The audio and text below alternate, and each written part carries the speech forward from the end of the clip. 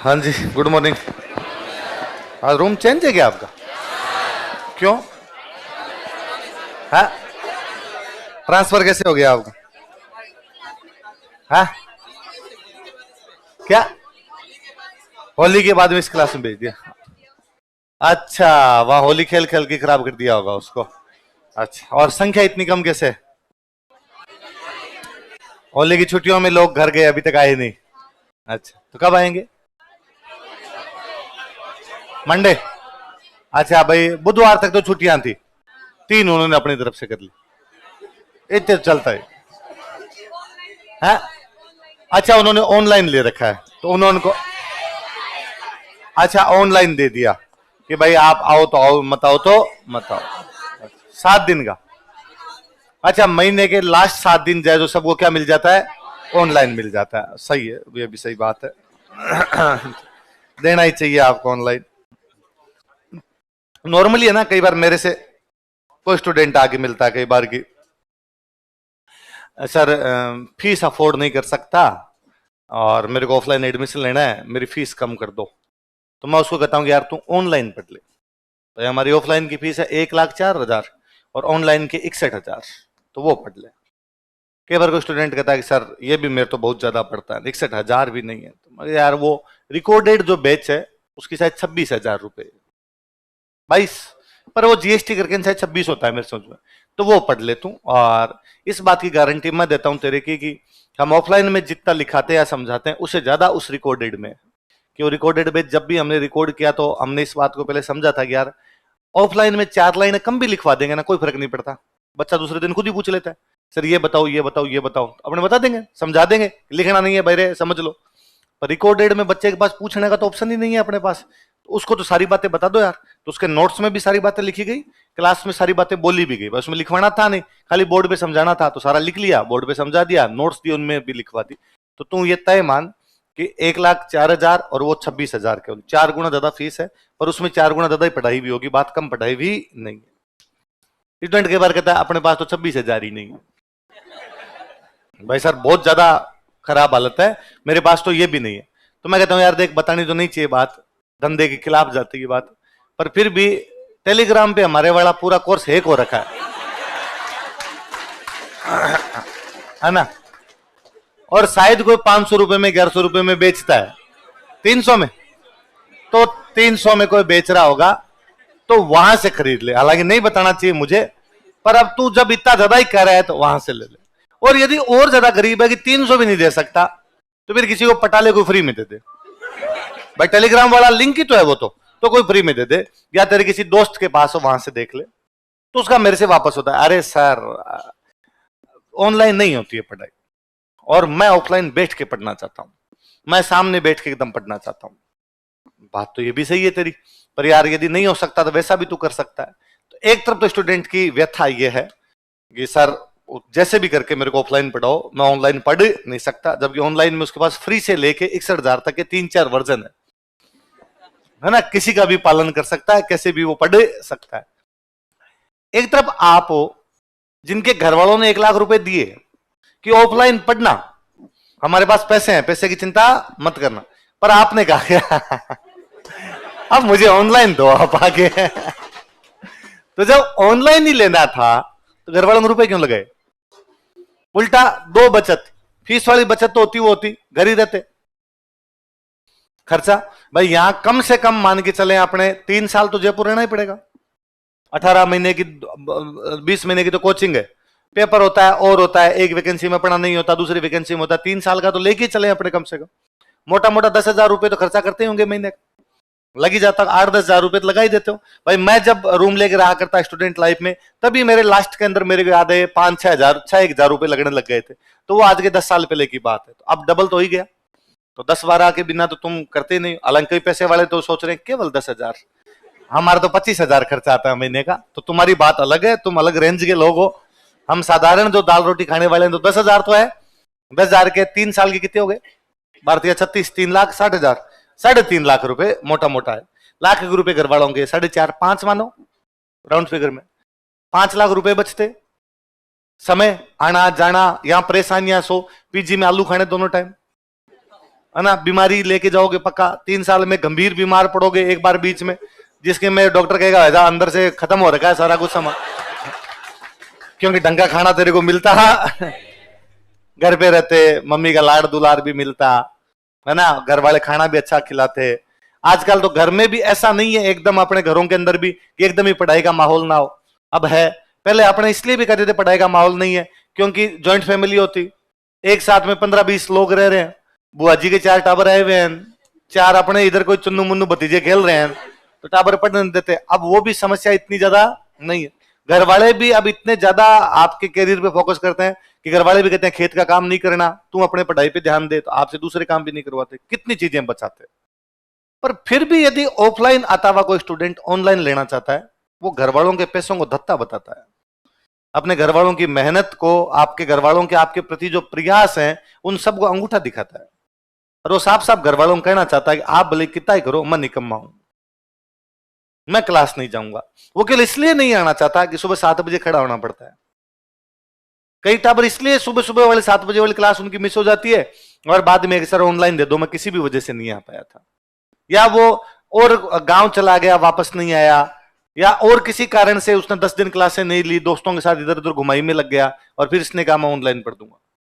और मुझे वो टाबर तो आप में से और क्यूट लगते हैं जो आगे कहते हैं दोनों एक साथ दे दो, ऑनलाइन और ऑफलाइन। तो मुझे लगता है कि यार दे देंगे, देने में कोई दिक्कत नहीं है ना। हमारे कई बार बात हुई, भाई अपने को छोड़ के, स्प्रिंग बोर्ड को छोड़ के अभी ये 7 दिन वाला किया है, वरना तमाम जो कोचिंग है दोनों दे देती है, ऑनलाइन भी ले ऑफलाइन भी ले, है ना। और हम ये भी जानते हैं कि उन कोचिंगों के पास कोई जाता होगा तो स्प्रिंग बोर्ड की आलोचना भी करते होंगे कि वो केवल ऑफलाइन पढ़ाते हैं। हम बच्चों को दोनों ऑप्शन देंगे, ऑनलाइन और ऑफलाइन। तो हमें लगता है यार घाटा ही है, 2-4 बच्चे इस बात से भी इंप्रेस होकर वहां पर एडमिशन लेते होंगे। पर ये हम इस बात को भी जानते हैं कि यार यदि दोनों दिए ना तो बच्चे नहीं आएंगे और ये पढ़ नहीं पाएगा ढंग से, वरना खींच के लोग को देंगे नहीं आ। और जब इसके घर वालों ने रुपए ऑफलाइन के दिए फिर किस बात का ऑनलाइन, और इसको कहो आ तू बैठ, जबरदस्ती करेंगे तो आके बैठेगा, सामने बैठेगा तो बाद में पढ़ेगा भी, रूटीन भी बनेगा, 100 बातें होगी, क्लास का माहौल मिलेगा और मिलेगा। तो कहा गया कि नहीं इनको ऑफलाइन देने नहीं, तो अब तक अपने बीच में बंद ही कर रखा था। आपके प्री के एग्जाम आते, इमरजेंसी चीज अलग है कि भाई इसमें अब अपने पास समय कम है तो इतना ऑनलाइन पढ़ो वो पढ़ो, पर जब इमरजेंसी नहीं है, शांति काल चल रहा है, तो जैसे अपने चल रहा है उस हिसाब से पढ़ा जाए, पूरा का पूरा पढ़ा जाए उसको, तो उसमें ऑनलाइन नहीं देना। पर फिर अब बच्चे आगे डली वहां पे कोई ना कोई कान खाता रहता है, कोई कहता है मेरे ब्याह आ गया था, कोई कहता है हमारे घर में ये हो गया था, फलाना हो गया था, ऑनलाइन दो। तो फिर कहा एक काम ही कर लो कि महीने के 7 दिन जो लास्ट वाले हैं उसमें सबको ऑनलाइन दे दिया जाए, कि भाई जिसके कुछ बच गया इस महीने के अंदर वो तू कर ले।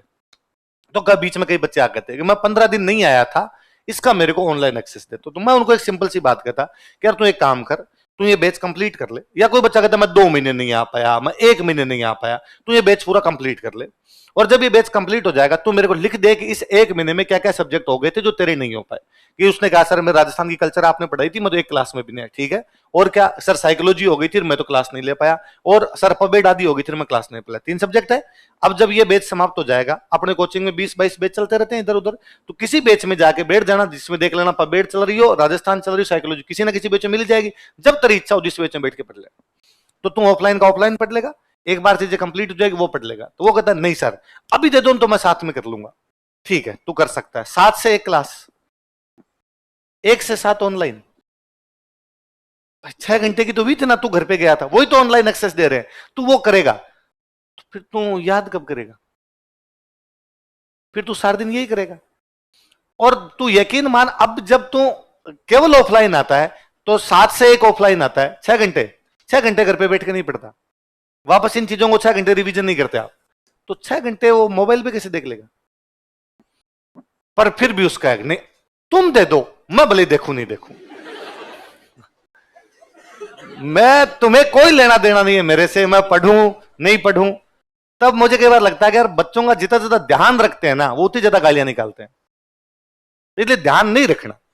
ये तो पूरा ही वो बिजनेस मॉडल ही हो जाना चाहिए कि ले ऑनलाइन ऑफलाइन हमने दे दिया पढ़ ले, तेरी मर्जी है, पढ़ तो पढ़, मत पढ़ तो मत पढ़। हमसे ऐसा किया नहीं जा रहा, उसका एक कारण है कि हम खुद इसी ज्यादातर स्टूडेंट रहे हुए पढ़े हुए, तो मैं जानता हूं कि यार इन चीजों को ऐसे पढ़ेंगे तो ही पढ़ाई होगी, वरना दूसरे तरीके से इसको पढ़ने का कोई तरीका नहीं। खींच के लेंगे तो ही पढ़ाई होगी। छोटे छोटे टाबर आते हैं, ये खुद वैल्यू नहीं समझते, अपने समझाएंगे, थोड़ी जबरदस्ती दिखाएंगे, डांटेंगे, फटकारेंगे तो इन बातों को समझेंगे। और 3-4 केस तो ऐसे आए कि किसी बच्चे ने आकर कहा कि सर मुझे ऑनलाइन दो, क्यों दें ऑनलाइन? तो सर मेरे ये 10 उसने 10 कारण बताए सर, इन कारणों से दो। तो भगवत सर ने 1-2 के पापा को फोन मिला दिया, नंबर पड़े कि ये बच्चा आपका ऑनलाइन लेना चाहता है। घर वालों को पता भी नहीं कि ऑनलाइन लेना चाहता है। घर वाले उधर से गालियां निकाले, ऑनलाइन कैसे लेना चाहते हो? हमने जब 1,04,000 फीस जमा करवाई है तो आप ऑनलाइन क्यों पढ़ाओगे इसको? अरे हम नहीं पढ़ा रहे, ये लाल कह रहा है कि मेरे घर में प्रॉब्लम है इसलिए मेरे को पढ़ाया जाए। मेरा तो इसमें भी कईयों को फोन किया हुआ है कि मेरा किसी बच्चे ने मेरे को कहा कि मेरे घर वाले फीस अफोर्ड नहीं कर सकते। मैंने कहा पापा को फोन मिला दे। मैंने फोन करके पूछा फीस अफोर्ड नहीं, घर वालों ने वापस मुझे डांटा कि तू कौन है करने वाला, हम देंगे फीस कहीं से ला के दे। पर स्टूडेंट अपने हिसाब से पापा की सहायता कर रहा है बैठा बैठा, क्यों करनी है? ये 20,000 30,000 पापा दे रहे हैं, टेंशन खत्म, पढ़। और तू तो ये सोच कि मैं नौकरी लगूंगा, नौकरी लग के पापा ने 30,000 एक्स्ट्रा दिए, मैं 30,000 बचाऊंगा, कमा के 3 लाख दूंगा।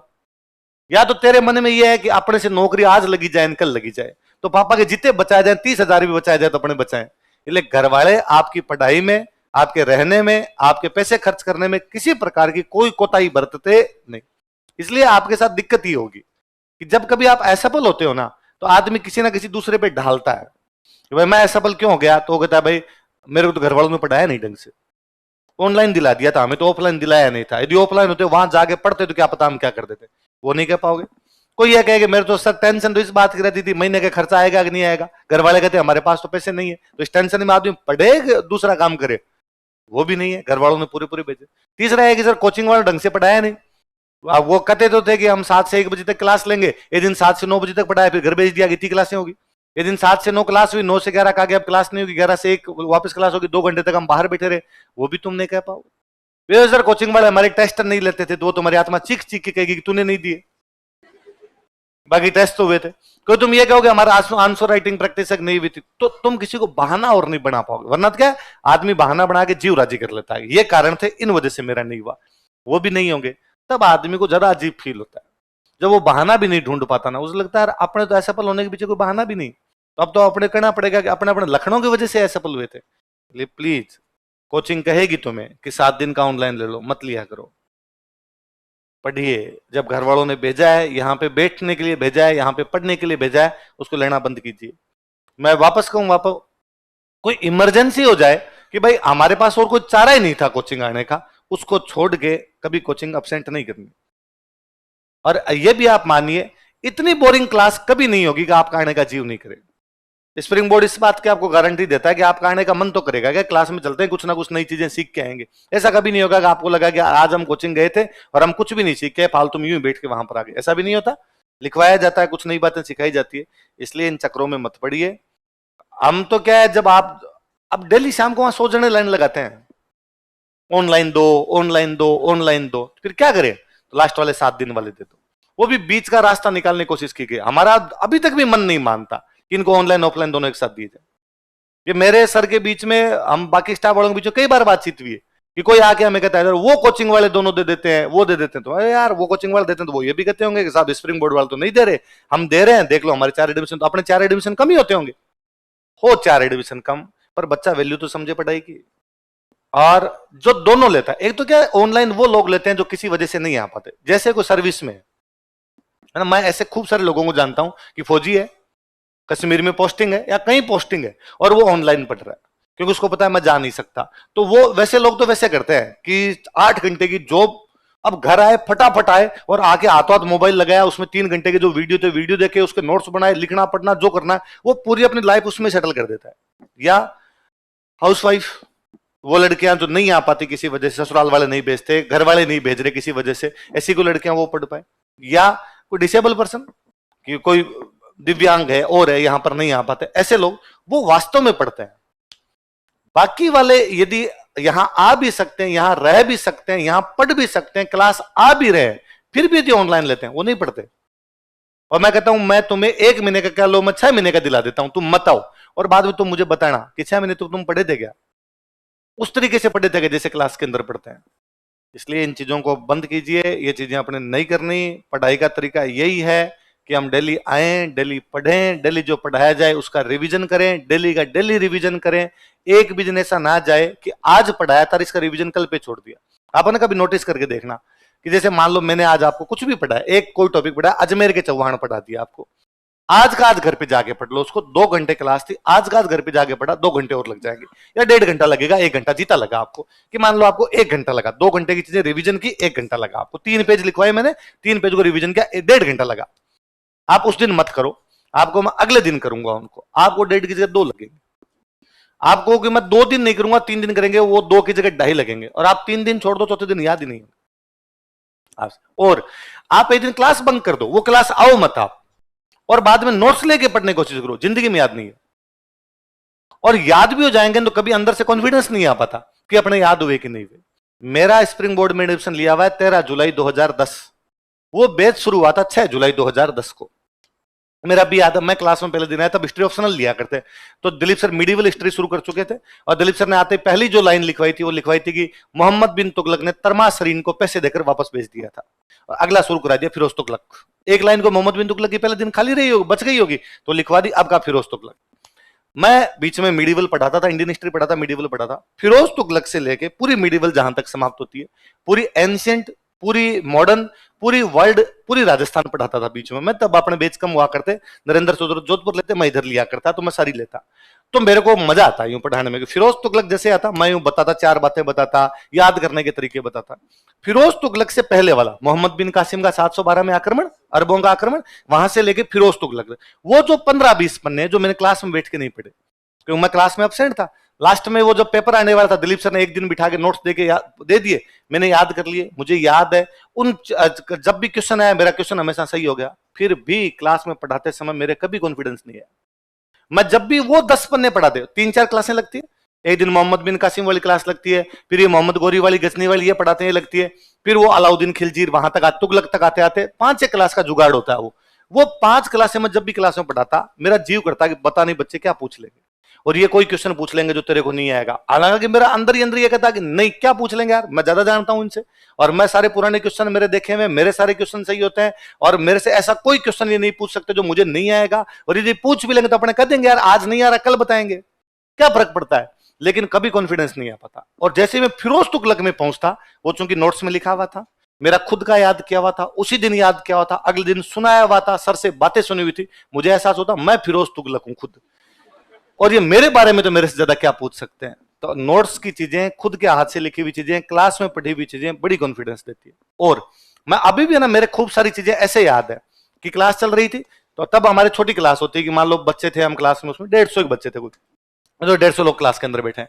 और मेरे अब भी याद है कई चीजें कि सर ने किताब लिखाई कि कालिदास की बुक का नाम है रघुवंश, है ना, और दिलीप सर ने क्लास में कहा कि रघुवंश भगवान राम का वंश था, भगवान राम रघुवंशी थे, इसलिए इस बुक के अंदर है ना, और भगवान राम की जानकारी मिलती है। तो वही है भगवान राम, भाई कालिदास की बुक पढ़ते हैं, अभिज्ञान शाकुंतलम, दुष्यंत और शकुंतला की जानकारी मिलती है, विक्रम उर्वशियम, पुरुरवा और उर्वशी की जानकारी मिलती है, ये पढ़ते हैं, ऋतु संहार, मेघदूत, उसकी सारी, तो उसमें भी लिखते भगवान राम की जानकारी। तो मेरा भी याद है, मेरे उसमें क्लास में हमारे साथी वो अब आरएस हो गए, तो उन्होंने क्लास में कहा कि सर भगवान राम का वंश रघुवंश नहीं था, भगवान राम इक्ष्वाकु वंशी थे।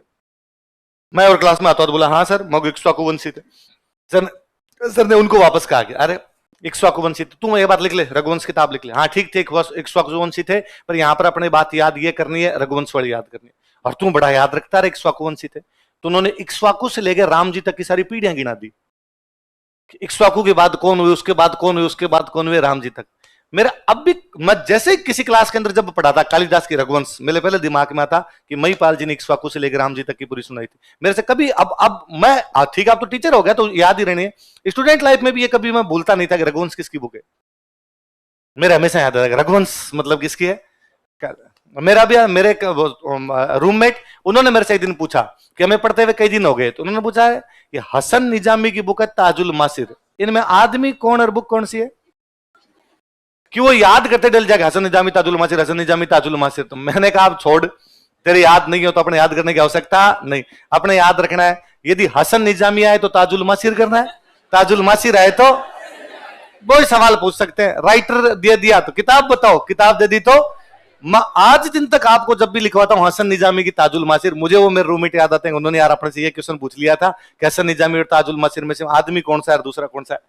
तो ऐसे खूब सारी चीजें क्लास के अंदर जो किसी ने खड़े होकर क्वेश्चन पूछा था, अपने याद रहता है कि यार वो उस दिन खड़ा हुआ था, उसने सवाल पूछा था और सर ने ये रिप्लाई दिया था। इसलिए मैं आपको कहता हूं कि पर्चियां भेजनी बंद कीजिए। आप क्लास में खड़े होकर क्वेश्चन पूछिए, जिसने पूछा है उसके तो पक्का ही याद रहेगा कि क्या रिप्लाई मिला, उसको नहीं मिला, बाकी पूरी क्लास को याद होगा, क्लास को घटना तक याद होगी। 2000 वो 10 का अप्रैल था, मैं आगे अपने भी पढ़ेंगे। दिलीप सर पढ़ा रहे थे तो बीकानेर के राजा पढ़ाए, बीकानेर के राजा पढ़ाए तो सर ने सूरज सिंह लिखवाए, और सूरज सिंह में लिखवाया 1818 में अंग्रेजों के साथ संधि कर ली। फिर सर ने कहा चलो आगे पढ़ते हैं। और वास्तव में अपने हिस्ट्री का मतलब यही है कि प्राचीन काल जब पढ़ते हैं तो वो वहां तक पढ़ लो, अपने गुप्तोत्तर काल तक, उसके बाद मध्य काल पढ़ते हैं तो ये जो मुस्लिम हिस्ट्री है ये पढ़ लो, और आधुनिक काल का मतलब है यहां से अपने अंग्रेज शुरू कर दो। तो मिडिवल वहां पर खत्म कर देते जहां पर अंग्रेज आ गए, तो अंग्रेजों ने राजाओं से संधियां की, तो यहां पर मिडिवल क्या हो गया, समाप्त। राजस्थान का क्या शुरू हो गया, मॉडर्न। तो सर ने लिखवाया कि भाई बीकानेर के राजा ने संधि की, अब भाई आगे पढ़ते हैं। तो मैं क्लास में खड़ा हो गया, और मैं क्लास में खड़ा और मैंने खड़ा होकर सर बीकानेर के आगे के राजा भी लिखो। मैं बीकानेर का था तो मेरे वो था कि आगे वाले क्यों नहीं लिखवाए, क्योंकि मुझे 2-3 आते थे नाम। तो सर ने कहा इसके आगे वाले एग्जाम में नहीं आते। मगर एग्जाम में आए नहीं आए, पर बंदा तो था, पढ़ाया जाना चाहिए, बताया जाना चाहिए उसके बारे में, और बड़ा इंपॉर्टेंट आदमी है सर। अब क्लास में मैंने थोड़ी जिद की तो सर ने कहा हाँ हाँ बता बता कौन थे। तो मैंने कहा सर हमारे बीकानेर में गंगा सिंह नाम के राजा हुए। क्या किया था ऐसा गंगा सिंह ने? तो मैंने कहा वो गंग नहर का निर्माण करवाया। तो सर ने कहा ये तो अपने उसमें पढ़ लेते हैं, ज्योग्राफी के अंदर पढ़ लेंगे कब करवाया था। तो मैंने कहा इन्होंने BHU बनवाया था, बनारस हिंदू विश्वविद्यालय, BHU बनवाया था। सर ने कहा कैसे? तो मैं को BHU के लिए रुपए दिए थे, सबसे अधिक रुपए दिए थे, ब्लैंक चेक दे दिया था। तो सर ने कहा यार लिख लो, ये बराबर कह रहा है लिख लो यार। तो क्लास में एक दो ने विरोध भी किया, और एक दो ने कहा कि अरे सर ये क्लास में खड़ा हो गया बीकानेर का, इसलिए जिद करने लगे आप लिखवा रहे हो। सर ने कहा अरे ये जानता है, थोड़ी बहुत बातें जानता है, लिख लो। तो मैंने को 2-3 फैक्ट बोले और सर ने क्लास में जबरदस्ती लिखवा दी। उस साल प्री में क्वेश्चन आया कि BHU के लिए सबसे अधिक रुपए देने वाले राजा का नाम क्या था। और आप देख लीजिए 2010 से पहले के कोई नोट्स देख लीजिए, 2010 के आसपास की किताबें देख लीजिए, उनमें किसी में वो है भी नहीं। मैं जब पेपर देके वापस आया, सर के पास मिलने आते तो थोड़े बच्चे थे, 150-200 सर ही थे, तो हम सारे मिलने भी आते। सर मेरा पेपर ऐसा हुआ, खराब हुआ, अच्छा हुआ, मेंस की तैयारी कैसे करें, कौन से सब्जेक्ट लें, कई बातें चलती। मैं आया, सर ने कहा पेपर प्री तो पास हो जाऊंगा सर, मेंस के लिए क्या करना? सर ने बताया ऐसे ऐसे पढ़ना। फिर सर ने कहा वैसे क्लास वाले है ना सारे तेरे को थैंक यू बोल के गए थे। मैं कैसे? क्योंकि क्लास वाले कह रहे थे कि वो जो लंबा सा पतला सा उस दिन जिद कर रहा था, नाम वाम तो जानते नहीं थे तब, नया नया आया था, कि लंबा सा पतला सा लड़का उस दिन जिद कर गया था क्लास में कि वो गंगा सिंह लिखवाओ। तो गंगा सिंह वाला अपना सबका सही हुआ, बाकी किसी का वो नहीं हो। तो चीजें याद रहती है दिमाग। और मेरे उधर से खूब सारी चीजें मैं आपको, अब मेरे यूं दिमाग में नहीं आ रही, पर मैं जब पढ़ाता हूं तब मेरी आदत, अरे ये उस दिन क्लास में उसने बोला था, ये मतलब 2010 में पढ़ा हुआ हूं मैं, फिर भी मेरे अभी तक वो वैसे वैसे याद पड़े, क्योंकि सीन घूमते हैं आपके। आप जब घर में बैठ के पढ़ रहे हो तो वो चीजें कैसे हो पाएगी? ऑनलाइन पढ़ाई तब है जब हमारे पास यहां आने का ऑप्शन नहीं, तब है कि हम थोड़ी अतिरिक्त मेहनत करें। मेरे कोई पूछता है कि सर ऑनलाइन में क्या करना पड़ेगा, केवल तेरे को खुद को डिसिप्लिन होना पड़ेगा कि भाई वहां, भाई यहां क्या है कि यहां आपके साथ है कि भाई जो बच्चे आप रेगुलर आते हो तो आपको भाई 7 बजे उठ के जाना ही पड़ेगा। 7:15 सर क्लास शुरू कर देंगे तो अपने को 7 बजे उठ के जाना है। अपने को 7 से 9 क्लास होगी, 9 से 11 क्लास होगी, 11 से 1 होगी, अगले दिन सर पूछ लेंगे, टेस्ट लेंगे, क्लास में खड़ा कर देंगे, तो अपने 100 बातें सोच के पढ़ लेते हैं।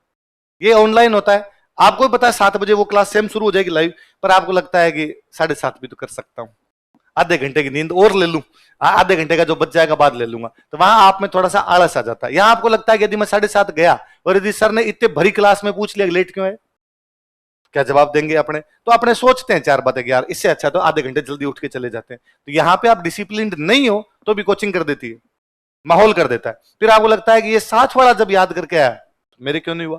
आपके क्या पता होता कि नहीं होता। मेरे तो ऐसे खूब यूं ईर्ष्या का भाव आता था कि यदि क्लास में किसी ने सुना दिया और मेरे को उस दिन याद नहीं हुई तो मुझे लगता था या तो इसको मार दूं, इसको कैसे याद था, मेरे याद नहीं था, या तो हत्या की जाए इस आदमी की, या आज की पूरी रात काली की जाए, अपने याद करके आएंगे।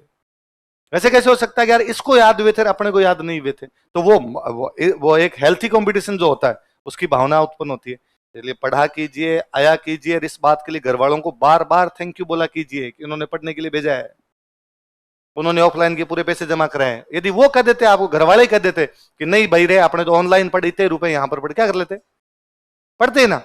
घर वाले कह दे तो अपने को पढ़ना ही पड़ता। पहले घर वालों ने कहा नहीं तू जा, हम तेरे पीछे खड़े हैं, तेरे को चिंता करने की कोई आवश्यकता नहीं है, तेरे को जितने रुपए चाहिए भेज दे। अभी भी घर वाले ये कहते होंगे। अभी मेरे पास कई बार कोई बच्चे कहते हैं कि सर मेरे 10,000 रुपए लग गए, किसी चीज में गिर गए, मेरे से लग गए सर, तो सर ये 10,000 रुपए मैं फीस नहीं है मेरे पास, बाद में जमा कराऊंगा, या सर आप दे दो मेरे को, तो मैं कई बार उनको कहता हूँ मेरे से ले जा, कोई बात नहीं, तो मेरे से 10,000 रुपए ले जा, मेरे को दे देना, तेरे पास जब हो तब दे देना।